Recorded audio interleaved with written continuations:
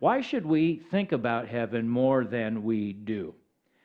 So Colossians 3:2 says, set your minds on things above, not on earthly things. Why is this a good habit to do this? For starters, because without eternity, life is meaningless. Even Christianity does not honestly mean a thing if there is no life after death. The Apostle Paul said this, if only for this life we hope in Christ, we are of all people the most to be pitied. Sure, there are benefits to following Christ in this life. Of course there are. Follow the teachings of Christ and your life will end up far better than if you never knew or followed those teachings. I see evidence of that all around me right now. As I talk to people and friends around the country, I see evidence that Christians are, by and large, coping a lot better with this coronavirus crisis than are other people. And that makes sense. Our relationship with Christ is a powerful wellspring of hope and of help that comes to us in a season just like this.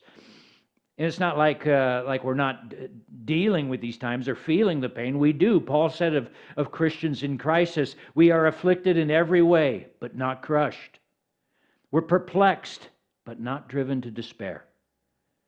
Christ with us and Christ in us is an anchor that we can hold on to when the storms come. But in the end, if Jesus never rose from the dead, if there is no life after death, this life is all there is, like Porky Pig says, that's all, folks, then why bother?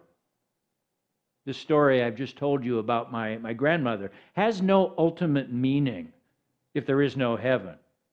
To die with grace is no better than to die kicking and screaming if in the end all we do is just die. Years ago, I remember watching a piece that stuck with me for all these years, an Andy Rooney piece from the 60 Minutes. He took his camera crew out and went out into old forgotten burial grounds around his part of the world, cemeteries that time had forgotten that were now swallowed up by weeds or overrun with litter or garbage or even freeway systems. And Rooney went out with his cameraman and they dug away a tombstone that had been covered up and revealed the name of the person on the tombstone and when they lived and when they died. And then in typical Andy Rooney fashion, if you remember him, he mused on what that person was like, what they did for work. Did they have a family? Did they have children? What did they love? What foods did they hate? And then the unspoken question in the piece is, how much do our lives matter if in the end it all comes down to this?